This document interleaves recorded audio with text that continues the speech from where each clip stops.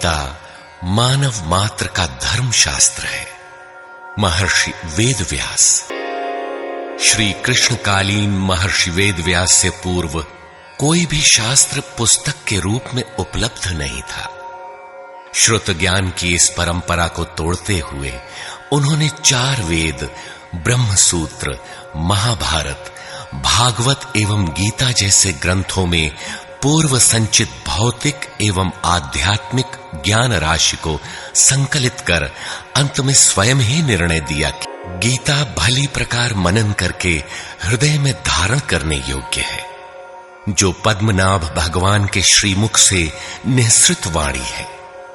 फिर अन्य शास्त्रों के संग्रह की क्या आवश्यकता? मानव सृष्टि के आदि में भगवान श्री कृष्ण के श्रीमुख से निःसृत अविनाशी योग अर्थात श्रीमद् भगवद गीता, जिसकी विस्तृत व्याख्या वेद और उपनिषद है, विस्मृति आ जाने पर उसी आदि शास्त्र को भगवान श्री कृष्ण ने अर्जुन के प्रति पुनः प्रकाशित किया, जिसकी यथावत व्याख्या यथार्थ गीता है। अर्थात एक ही शास्त्र है जो देवकी पुत्र भगवान ने श्रीमुख से गायन किया। गीता एक ही प्राप्त करने योग्य देव है। उस गायन में जो सत्य बताया, आत्मा सिवाय आत्मा के कुछ भी शाश्वत नहीं है। उस गायन में उन महायोगेश्वर ने क्या जपने के लिए कहा? ओम। अर्जुन, ओम अक्षय परमात्मा का नाम है, उसका जप कर और ध्यान मेरा धर। एक ही कर्म है, गीता में वर्णित परम देव एक परमात्मा की सेवा। उन्हें श्रद्धा से अपने हृदय में धारण करें। अस्तु, आरंभ से ही गीता आपका शास्त्र रहा है। भगवान श्री कृष्ण के हजारों वर्ष पश्चात परवर्ती जिन महापुरुषों ने एक ईश्वर को सत्य बताया, गीता के ही पथ पर चलने वाले पथिक हैं, गीता के ही संदेशवाहक हैं। ईश्वर से ही लौकिक एवं पारलौकिक सुखों की कामना, ईश्वर से डरना, अन्य किसी को ईश्वर न मानना, यहां तक तो सभी महापुरुषों ने बताया। किंतु ईश्वरीय साधना, ईश्वर तक की दूरी तय करना, ये केवल गीता में ही सांगोपांग क्रमबद्ध सुरक्षित है। गीता से सुख शांति तो मिलती ही है, ये अक्षय अनामय पद भी देती है। देखिए श्रीमद् भगवद गीता की टीका, यथार्थ गीता।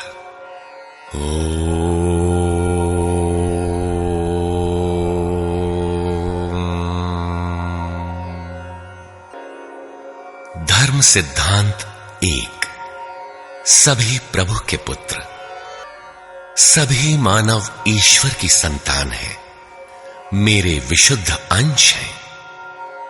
मानव तन की सार्थकता, सुख रहित क्षण भंगुर किंतु दुर्लभ मानव तन को पाकर मेरा भजन कर, अर्थात भजन का अधिकार मनुष्य शरीरधारी को है। मनुष्य की केवल 2 जाति, मनुष्य केवल 2 प्रकार के हैं, देवता और असुर। जिसके हृदय में दैवी संपत्ति कार्य करती है वो देवता है, तथा जिसके हृदय में आसुरी संपत्ति कार्य करती है वो असुर है। तीसरी कोई अन्य जाति सृष्टि में नहीं है। हर कामना ईश्वर से सुलभ। मुझे भजकर लोग स्वर्ग तक की कामना करते हैं, मैं उन्हें देता हूं।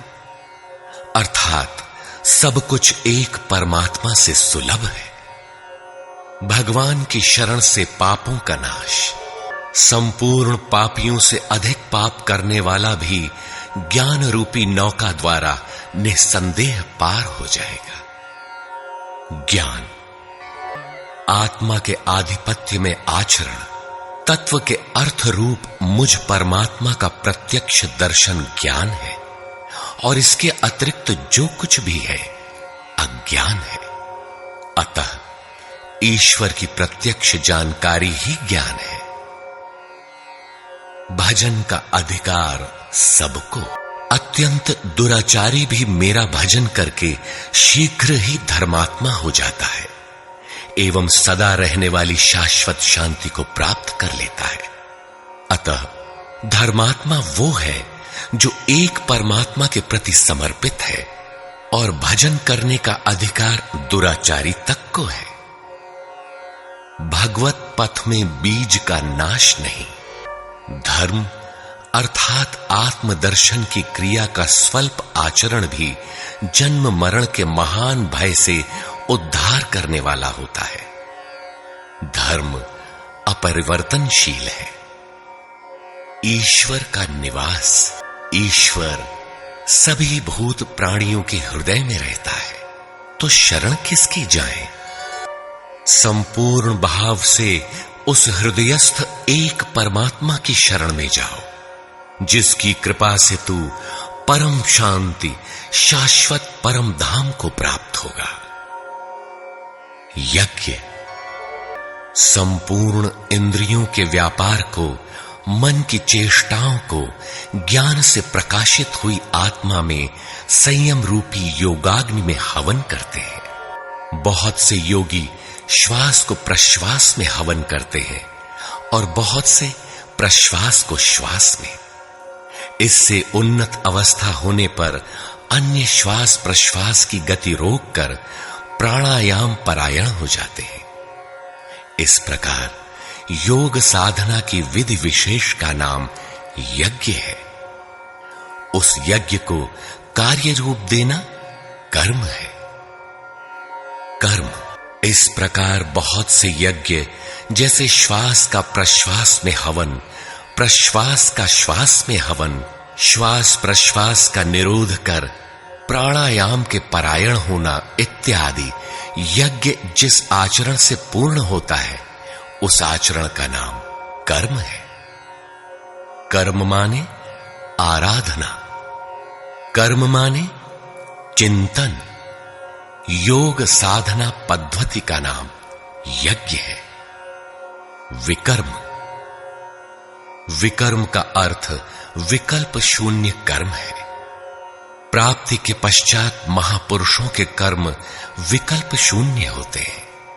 आत्मस्थित, आत्मतृप्त, आप्त काम महापुरुषों को न तो कर्म करने से कोई लाभ है और न छोड़ने से कोई हानि ही है।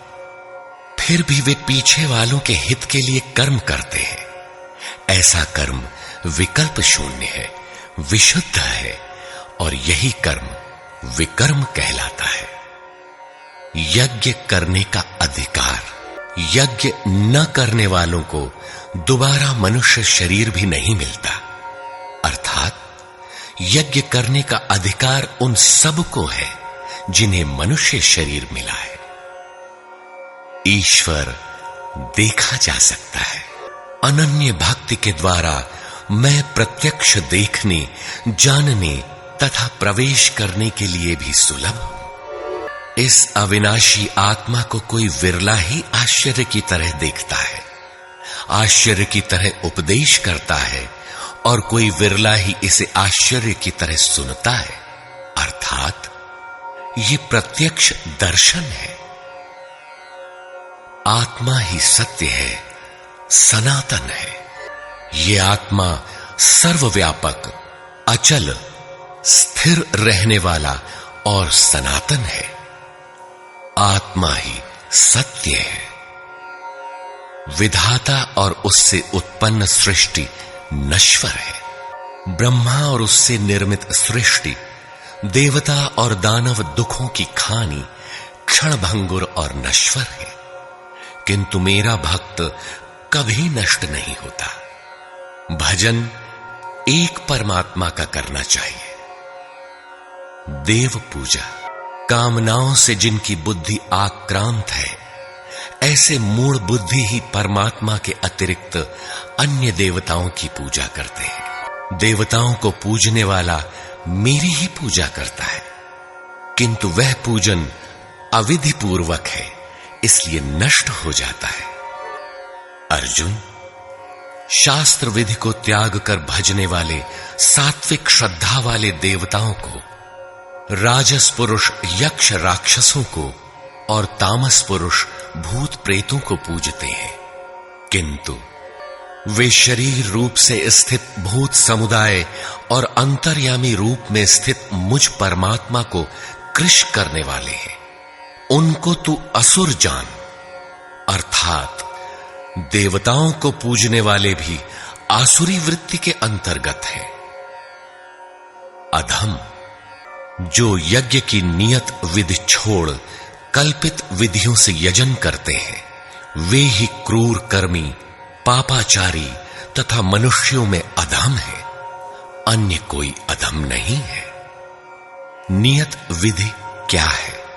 ओम, जो अक्षय ब्रह्म का परिचायक है, उसका जप तथा मुझ एक परमात्मा का स्मरण, तत्वदर्शी महापुरुष के संरक्षण में ध्यान। शास्त्र, इस प्रकार यह अति गोपनीय शास्त्र मेरे द्वारा कहा गया। इसे तत्व से जानकर मनुष्य पूर्ण ज्ञाता तथा कृतार्थ हो जाता है।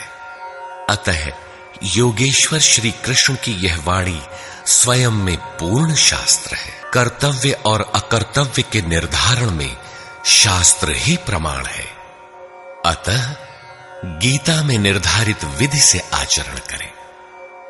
धर्म, धार्मिक उथल पुथल को छोड़ एकमात्र मेरी शरण हो जा, अर्थात एक भगवान के प्रति पूर्ण समर्पण ही धर्म का मूल है। उस प्रभु को पाने की नियत विधि का आचरण ही धर्माचरण है, और जो उसे करता है वो अत्यंत पापी भी शीघ्र धर्मात्मा हो जाता है। धर्म प्राप्त कहां से करें? उस अविनाशी ब्रह्म का, अमृत का, शाश्वत धर्म का और अखंड एक रस आनंद का मैं ही आश्रय हूं, अर्थात परमात्म स्थित सद्गुरु ही इन सब का आश्रय है। नोट, विश्व के सारे धर्मों की सत्य धारा एक ईश्वर गीता का ही प्रसारण है।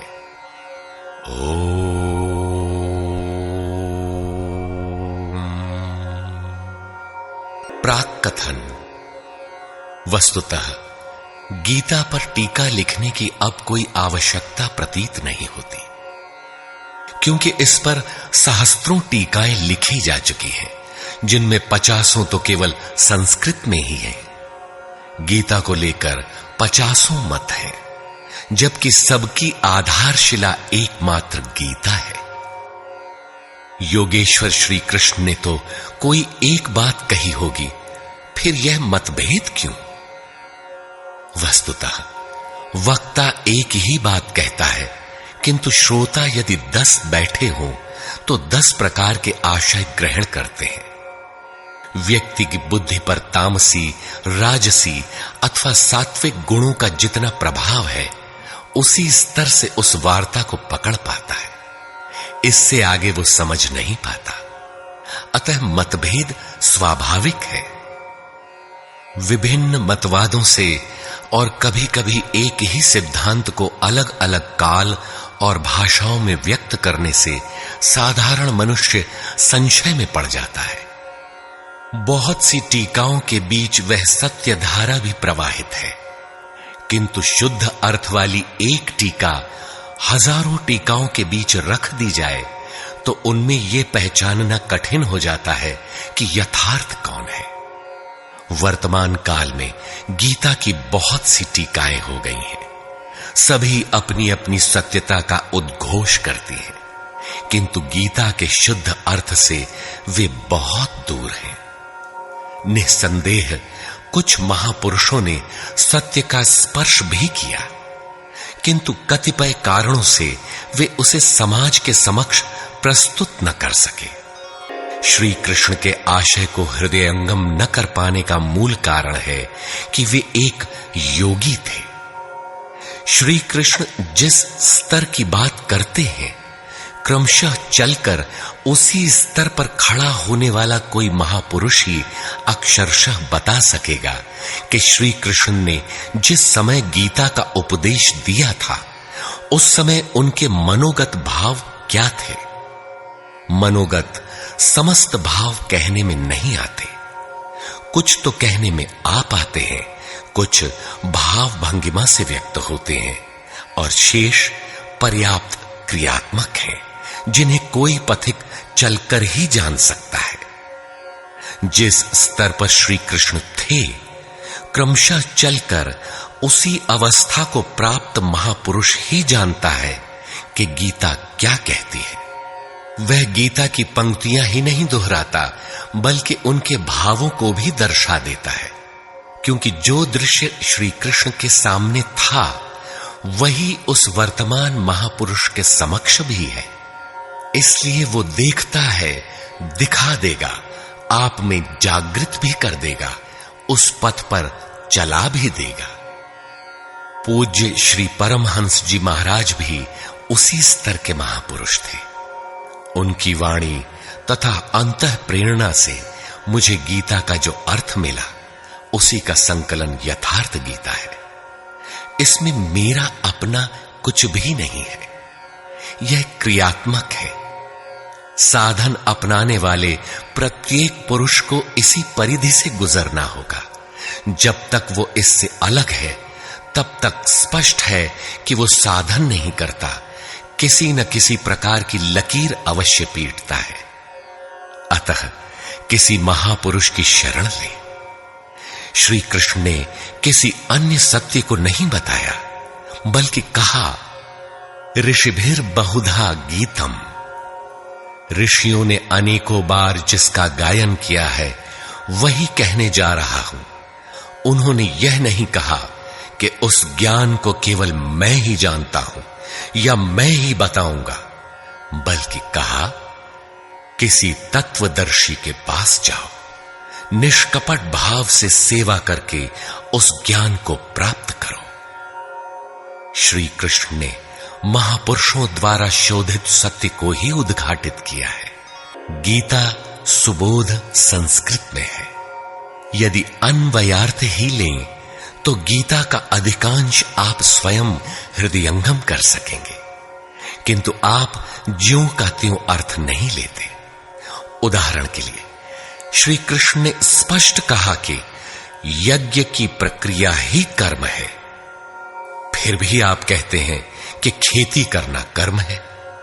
यज्ञ को स्पष्ट करते हुए उन्होंने बताया कि यज्ञ में बहुत से योगी जन प्राण में अपान को हवन करते हैं, बहुत से अपान में प्राण को हवन करते हैं, बहुत से योगी प्राण अपान दोनों को रोककर प्राणायाम परायण हो जाते हैं, बहुत से योगी इंद्रियों की संपूर्ण प्रवृत्तियों को संयमाग्नि में हवन करते हैं। इस प्रकार श्वास प्रश्वास का चिंतन यज्ञ है, मन सहित इंद्रियों का संयम यज्ञ है। शास्त्रकार ने स्वयं यज्ञ बताया, फिर भी आप कहते हैं कि विष्णु के निमित्त स्वाहा बोलना, अग्नि में जौ तिल घी का हवन करना यज्ञ है। उन योगेश्वर ने ऐसा एक शब्द भी नहीं कहा। क्या कारण है कि आप समझ नहीं पाते? बाल की खाल निकालकर रटने पर भी क्यों वाक्य विन्यास ही आपके हाथ लगता है? आप अपने को यथार्थ जानकारी से शून्य ही क्यों पाते हैं? वस्तुतः मनुष्य जन्म लेकर क्रमशः बड़ा होता है तो पैतृक संपत्ति, घर, दुकान, जमीन जायदाद, पद प्रतिष्ठा, गाय भैंस, यंत्र उपकरण इत्यादि उसे विरासत में मिलती है। ठीक इसी प्रकार उसे कुछ रूढ़ियां, परंपराएं, पूजा पद्धतियां भी विरासत में मिल जाती है। 33 करोड़ देवी देवता तो भारत में बहुत पहले गिने गए थे। विश्व में उनके अनगिनत रूप है। शिशु ज्यों ज्यों बड़ा होता है, अपने माता पिता, भाई बहन, पास पड़ोस में इनकी पूजा देखता है। परिवार में प्रचलित पूजा पद्धतियों की अमिट छाप उसके मस्तिष्क पर पड़ जाती है। देवी की पूजा मिली तो जीवन भर देवी देवी रटता है। परिवार में भूत पूजा मिली तो भूत भूत रटता है। कोई शिव तो कोई कृष्ण तो कोई कुछ पकड़े ही रहता है। उन्हें वो छोड़ नहीं सकता। ऐसे भ्रांत पुरुष को गीता जैसा कल्याणकारी शास्त्र मिल भी जाए तो वो उसे नहीं समझ सकता। पैतृक संपदा को कदाचित वो छोड़ भी सकता है, किंतु इन रूढ़ियों और मजहबी पचड़ों को नहीं मिटा सकता। पैतृक संपत्ति को हटाकर आप हजारों मील दूर जा सकते हैं, किंतु दिल दिमाग में अंकित ये रूढ़िगत विचार वहां भी आपका पिंड नहीं छोड़ते। आप सिर काटकर अलग तो नहीं रख सकते, अतः आप यथार्थ शास्त्र को भी उन्हीं रूढ़ियों, रीति रिवाजों, मान्यताओं और पूजा पद्धतियों के अनुरूप ढाल कर देखना चाहते हैं। यदि उनके अनुरूप बात ढलती है, वार्ता का क्रम बैठता है, तो आप उसे सही मानते हैं, और नहीं ढलती तो गलत मानते हैं। इसीलिए आप गीता का रहस्य नहीं देख पाते। गीता का रहस्य रहस्य ही बनकर रह जाता है। इसके वास्तविक पारखी संत अथवा सद्गुरु हैं। वही बता सकते हैं कि गीता क्या कहती है। सब नहीं जान सकते। सबके लिए सुलभ उपाय यही है कि इसे किसी महापुरुष के सानिध्य में समझें, जिसके लिए श्री कृष्ण ने बल दिया है। गीता किसी विशिष्ट व्यक्ति, जाति, वर्ग, पंथ, देश काल या किसी रूढ़िग्रस्त संप्रदाय का ग्रंथ नहीं है, बल्कि यह सार्वलौकिक, सार्वकालिक धर्म ग्रंथ है। यह प्रत्येक देश, प्रत्येक जाति तथा प्रत्येक स्तर के प्रत्येक स्त्री पुरुष के लिए, सबके लिए है। केवल दूसरों से सुनकर या किसी से प्रभावित होकर मनुष्य को ऐसा निर्णय नहीं लेना चाहिए जिसका प्रभाव सीधे उसके अपने अस्तित्व पर पड़ता हो। पूर्वाग्रह की भावना से मुक्त होकर सत्यान्वेषियों के लिए यह आर्ष ग्रंथ आलोक स्तंभ है। हिंदुओं का आग्रह है कि वेद ही प्रमाण है। वेद का अर्थ है ज्ञान, परमात्मा की जानकारी। परमात्मा न संस्कृत में है न संहिताओं में। पुस्तक तो उसका संकेत मात्र है। वह वस्तुतः हृदय में जागृत होता है। विश्वामित्र चिंतन कर रहे थे। उनकी भक्ति देखकर ब्रह्मा आए। बोले, आज से तुम ऋषि हो। विश्वामित्र को संतोष नहीं हुआ, चिंतन में लगे रहे। कुछ काल पश्चात देवताओं सहित ब्रह्मा पुनः आए और बोले, आज से तुम राजर्षि हो। किंतु विश्वामित्र का समाधान न हुआ। वे अनवरत चिंतन में लगे रहे। ब्रह्मा दैवी संपदाओं के साथ पुनः आए और बताया कि आज से तुम महर्षि हुए। विश्वामित्र ने कहा, नहीं, मुझे जितेंद्रिय ब्रह्मर्षि कहें। ब्रह्मा ने कहा, अभी तुम जितेंद्रिय नहीं हो। विश्वामित्र पुनः तपस्या में लग गए। उनके मस्तिष्क से तपस्या की आभा निकलने लगी। तब देवताओं ने ब्रह्मा से निवेदन किया। ब्रह्मा उसी प्रकार विश्वामित्र से बोले, अब तुम ब्रह्मर्षि हो। विश्वामित्र ने कहा, यदि मैं ब्रह्मर्षि हूं तो वेद हमारा वर्ण करे। वेद विश्वामित्र के हृदय में उतर आया। जो तत्व विदित नहीं था, विदित हो गया। यही वेद है, न कि पोथी। जहां विश्वामित्र रहते थे, वहां वेद रहता था। यही श्री कृष्ण भी कहते हैं कि संसार अविनाशी पीपल का वृक्ष है। ऊपर परमात्मा जिसका मूल और नीचे प्रकृति पर्यंत शाखाएं हैं, जो इस प्रकृति का अंत करके परमात्मा को विदित कर लेता है, वह वेदवित है। अर्जुन, मैं भी वेदवित हूं। अतः प्रकृति के प्रसार और अंत के साथ परमात्मा की अनुभूति का नाम वेद है। यह अनुभूति ईश्वर प्रदत्त है, इसलिए वेद को अपौरुषेय कहा जाता है। महापुरुष अपौरुषेय होते हैं, उनके माध्यम से परमात्मा ही बोलता है। वे परमात्मा के संदेश प्रसारक अर्थात ट्रांसमीटर हो जाते हैं।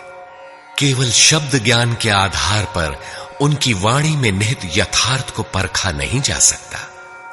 उन्हें वही जान पाता है जिसने क्रियात्मक पथ से चलकर इस अपौरुषेय स्थिति को पाया हो, जिसका पुरुष अर्थात अहं परमात्मा में विलीन हो चुका हो। वस्तुतः वेद अपौरुषेय है, किंतु बोलने वाले 100-150 महापुरुष ही थे। उन्हीं की वाणी का संकलन वेद कहलाता है। किंतु जब शास्त्र लिखने में आ जाता है तो सामाजिक व्यवस्था के नियम भी उसके साथ लिख दिए जाते हैं। महापुरुष के नाम पर जनता उनका भी पालन करने लगती है, यद्यपि धर्म से उनका दूर का भी संबंध नहीं रहता। आधुनिक युग में मंत्रियों के आगे पीछे घूमकर साधारण नेता भी अधिकारियों से अपना काम करा लेते हैं, जबकि मंत्री ऐसे नेताओं को जानते भी नहीं। इसी प्रकार सामाजिक व्यवस्थाकार महापुरुष की ओट में जीने खाने की व्यवस्था भी ग्रंथों में लिपिबद्ध कर देते हैं। उनका सामाजिक उपयोग तत्सामयिक ही होता है। वेदों के संबंध में भी यही है। वेद के 2 भाग हैं, कर्मकांड और ज्ञान कांड। कर्मकांड समाज शास्त्र है, जैसे वास्तुशास्त्र, आयुर्वेद, धनुर्वेद, गंधर्व वेद इत्यादि। ज्ञान कांड उपनिषद है। उनका भी मूल योगेश्वर श्री कृष्ण की प्रथम वाणी गीता है। सारांशत गीता अपौरुषेय परमात्मा से समुद्भूत उपनिषद सुधा का सार सर्वस्व है।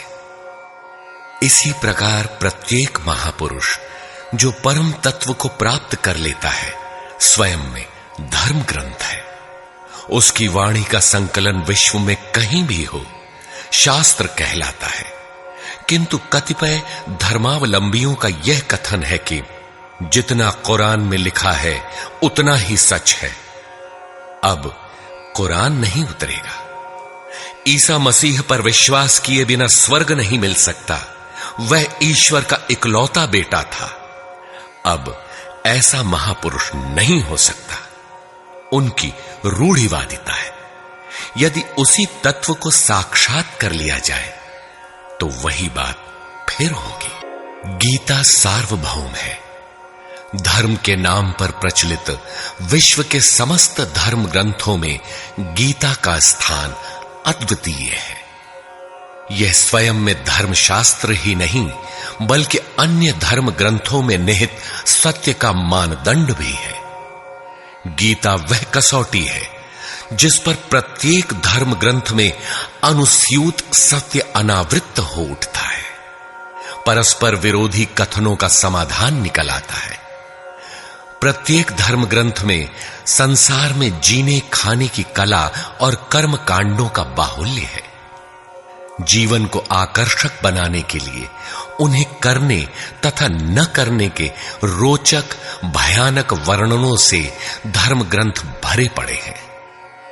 कर्म कांडों की इसी परंपरा को जनता धर्म समझने लगती है।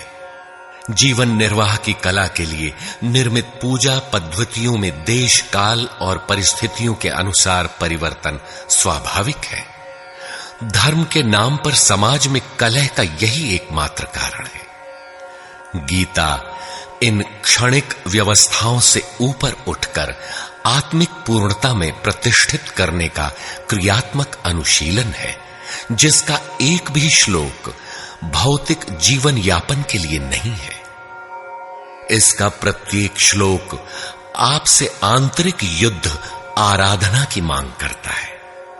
तथाकथित धर्म ग्रंथों की भांति यह आपको स्वर्ग या नरक के द्वंद्व में फंसाकर नहीं छोड़ता, बल्कि उस अमरत्व की उपलब्धि कराता है जिसके पीछे जन्म मृत्यु का बंधन नहीं रह जाता।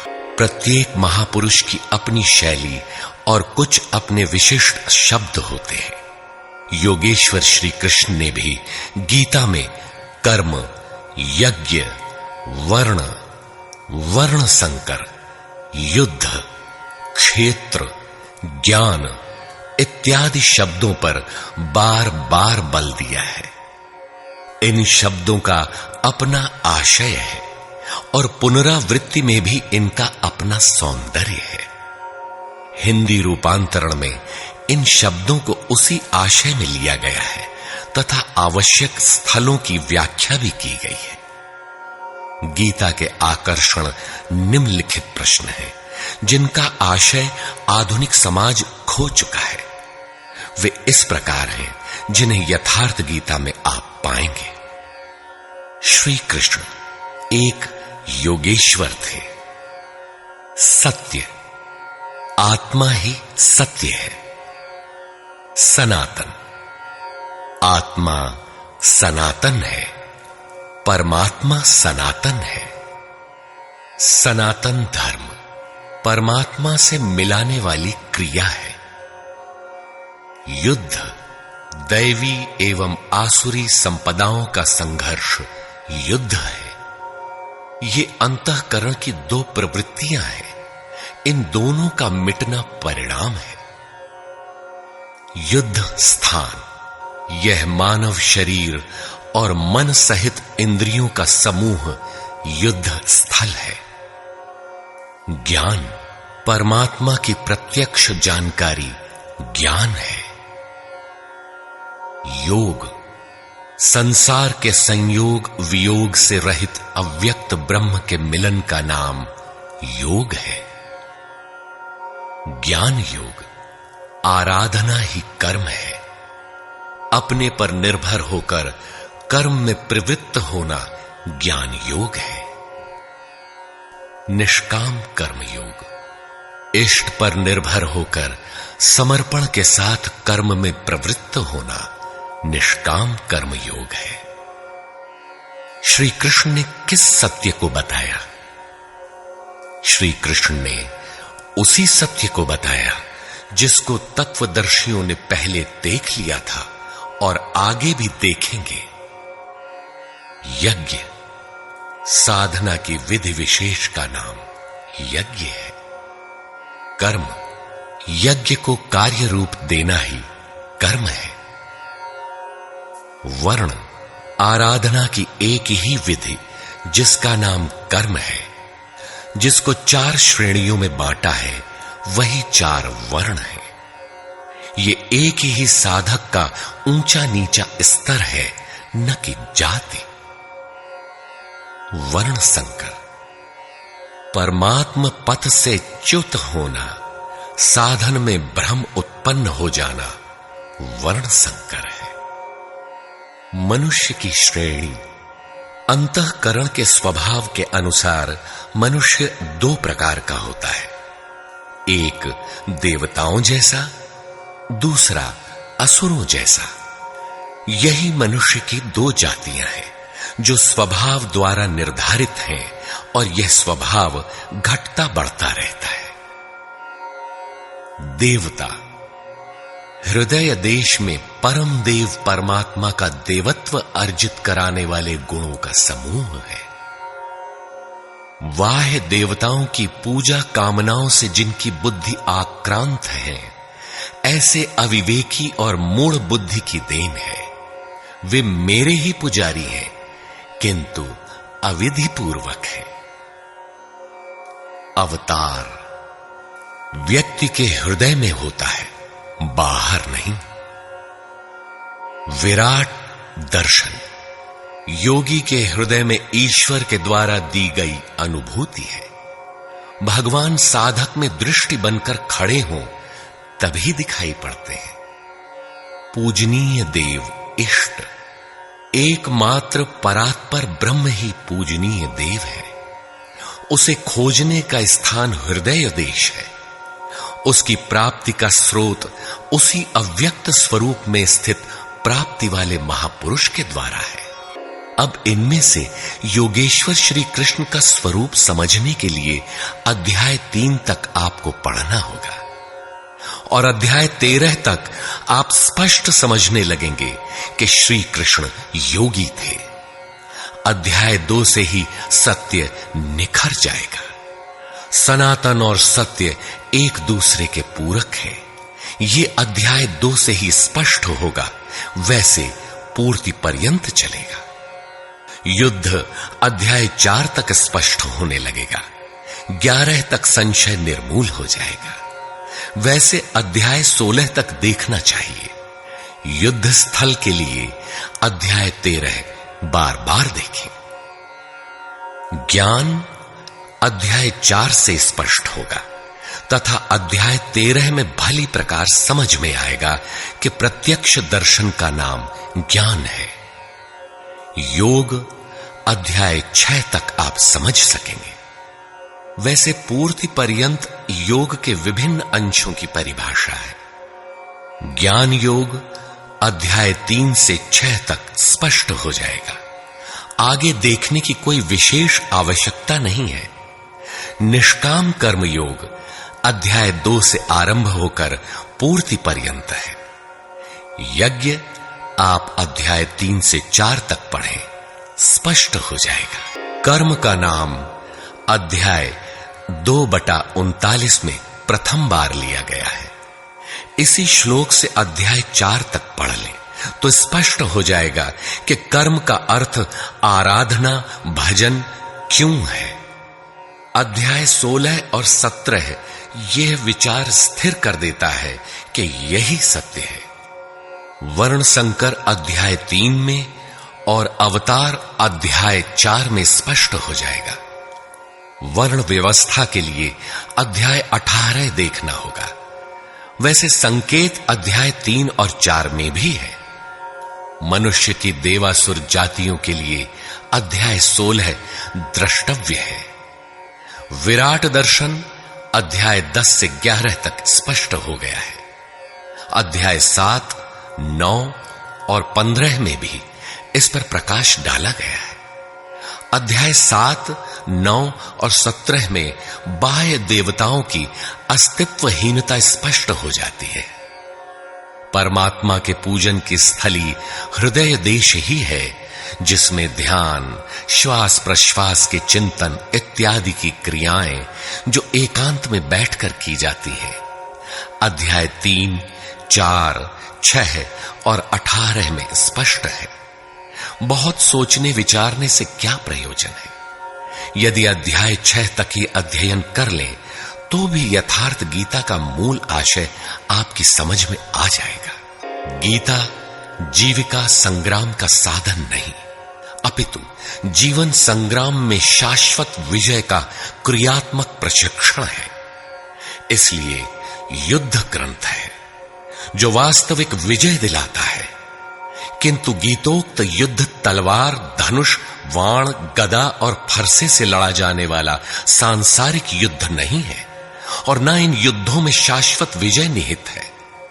ये सत प्रवृत्तियों का संघर्ष है जिनके रूपकात्मक वर्णन की परंपरा रही है। वेद में इंद्र और वृत्र, विद्या और अविद्या, पुराणों में देवासुर संग्राम, महाकाव्यों में राम और रावण, कौरव एवं पांडवों के संघर्ष को ही गीता में धर्म क्षेत्र और कुरुक्षेत्र, दैवी संपद एवं आसुरी संपद, सजातीय एवं विजातीय, सद्गुण एवं दुर्गुणों का संघर्ष कहा गया है।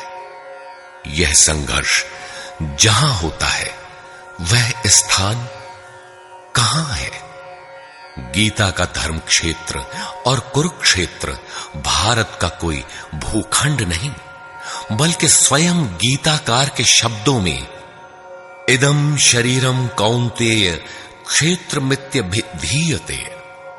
कौन्तेय, यह शरीर ही एक क्षेत्र है जिसमें बोया हुआ भला और बुरा बीज संस्कार रूप से सदैव उगता है। 10 इंद्रियां, मन, बुद्धि, चित्त, अहंकार, 5 विकार और 3 गुणों का विकार इस क्षेत्र का विस्तार है। प्रकृति से उत्पन्न इन 3 गुणों से विवश होकर मनुष्य को कर्म करना पड़ता है। वह क्षण मात्र भी कर्म किए बिना नहीं रह सकता। पुनरपि जननम पुनरपि मरणम पुनरपि जननी जठरे शयनम।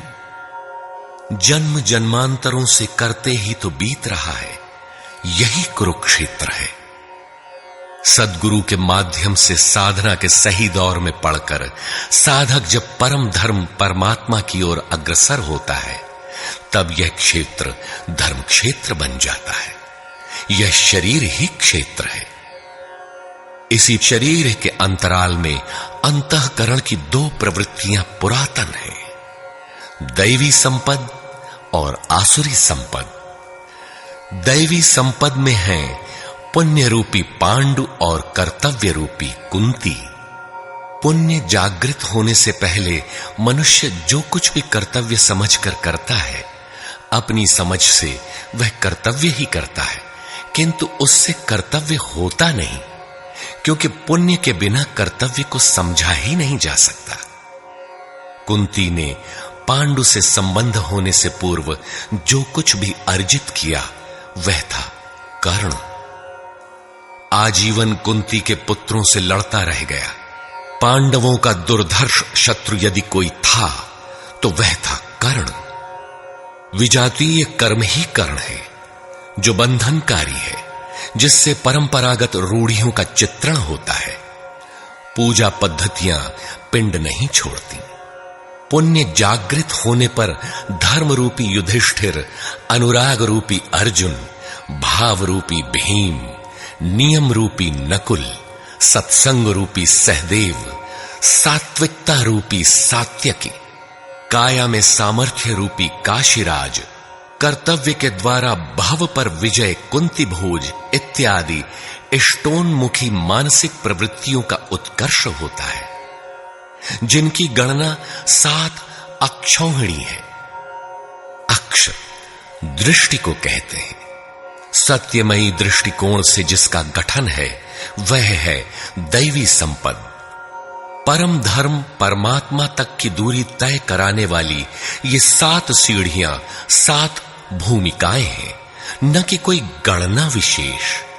वस्तुतः ये प्रवृत्तियां अनंत हैं। दूसरी ओर है कुरुक्षेत्र, जिसमें 10 इंद्रियां और 1 मन, 11 अक्षौहिणी सेना है। मन सहित इंद्रियमयी दृष्टिकोण से जिसका गठन है वह है आसुरी संपद, जिसमें है अज्ञान रूपी धृतराष्ट्र, जो सत्य को जानते हुए भी अंधा बना रहता है। उसकी सहचारिणी है गांधारी, इंद्रिय आधार वाली प्रवृत्ति। इनके साथ हैं मोह रूपी दुर्योधन, दुर्बुद्धि रूपी दुःशासन, विजातीय कर्म रूपी कर्ण, भ्रम रूपी भीष्म, द्वैत के आचरण रूपी द्रोणाचार्य, आसक्ति रूपी अश्वत्थामा, विकल्प रूपी विकर्ण, अधूरी साधना में कृपा के आचरण रूपी कृपाचार्य, और इन सब के बीच जीव रूपी विदुर है, जो रहता है अज्ञान में, किंतु दृष्टि सदैव पांडवों पर है। पुण्य से प्रवाहित प्रवृत्ति पर है, क्योंकि आत्मा परमात्मा का शुद्ध अंश है।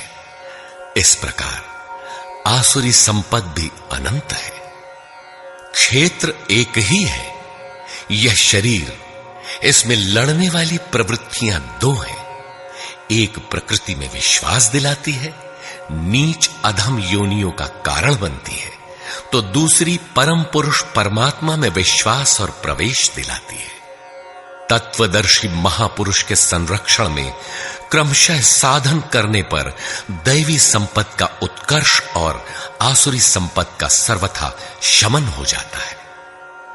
जब कोई विकार ही नहीं रहा, मन का सर्वथा निरोध और निरुद्ध मन का भी विलय हो जाता है, तो दैवी संपत्ति की आवश्यकता समाप्त हो जाती है। अर्जुन ने देखा कि कौरव पक्ष के अनंतर पांडव पक्ष के योद्धा भी योगेश्वर में समाहित हो रहे हैं। पूर्ति के साथ दैवी संपत्ति भी विलीन हो जाती है। अंतिम शाश्वत परिणाम निकल आता है।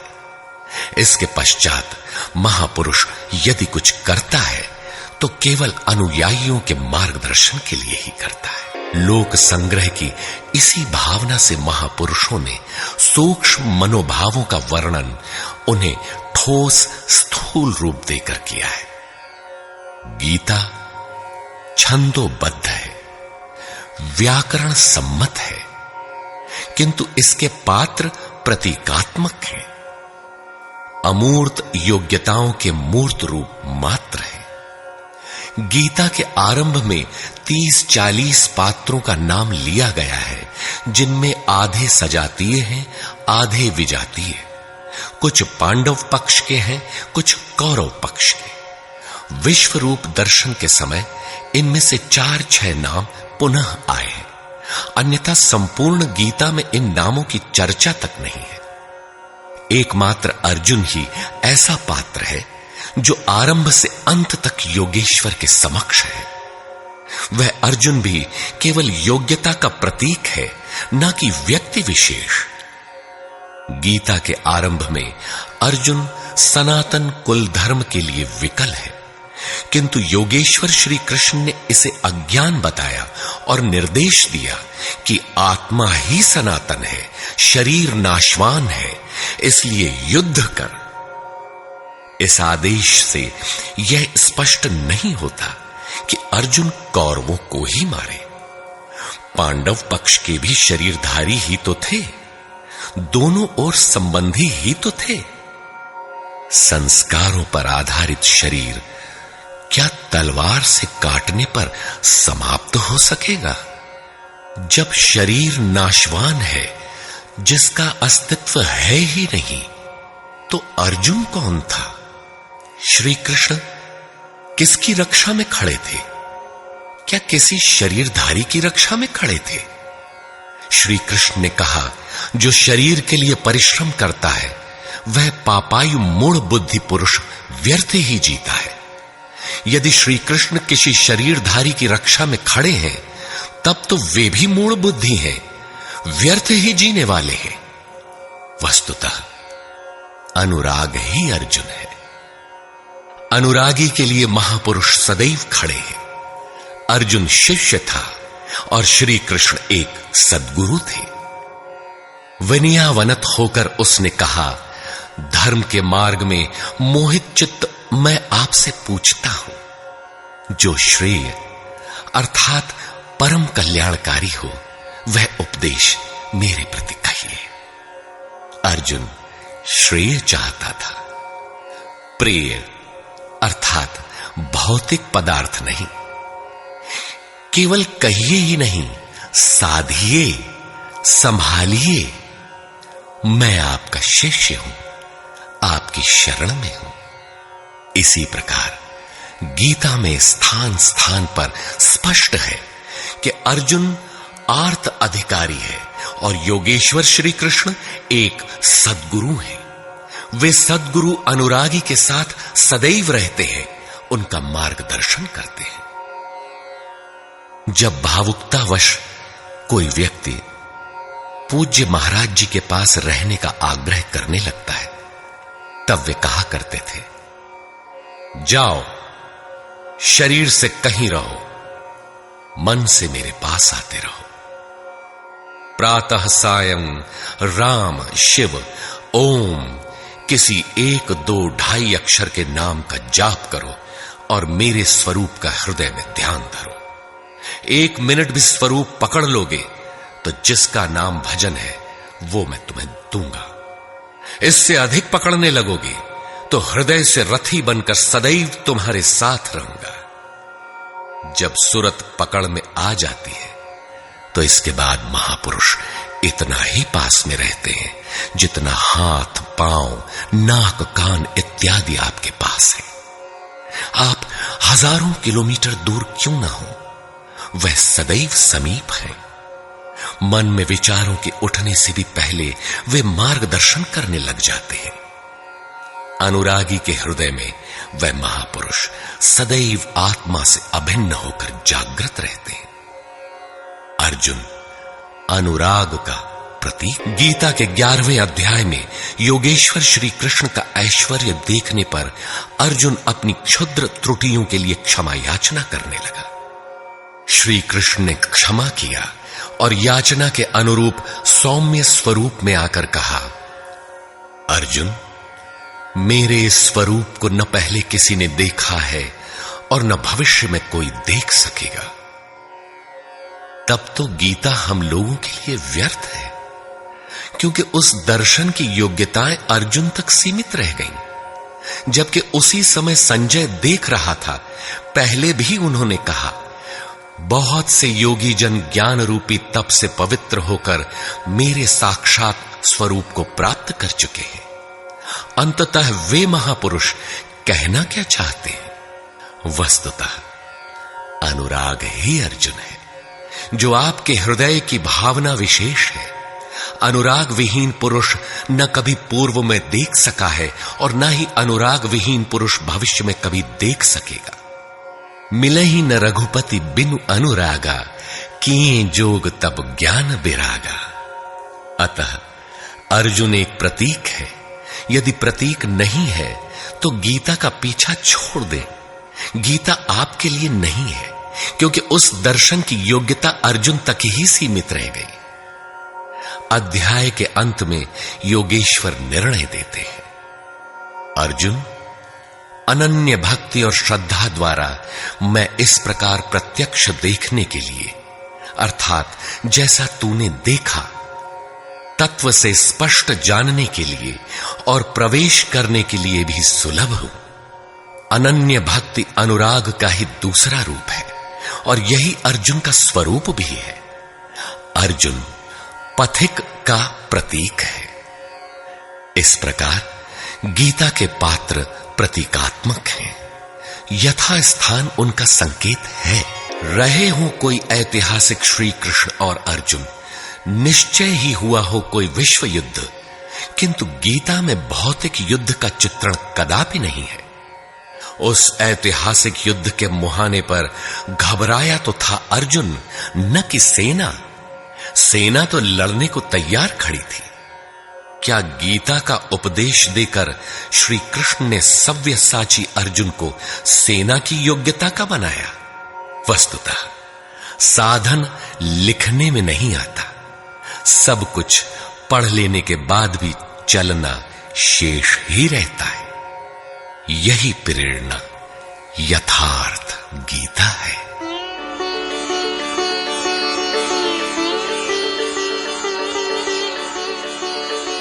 सद्गुरु कृपाश्रयी जगत बंधु स्वामी अड़गड़ानंद जी।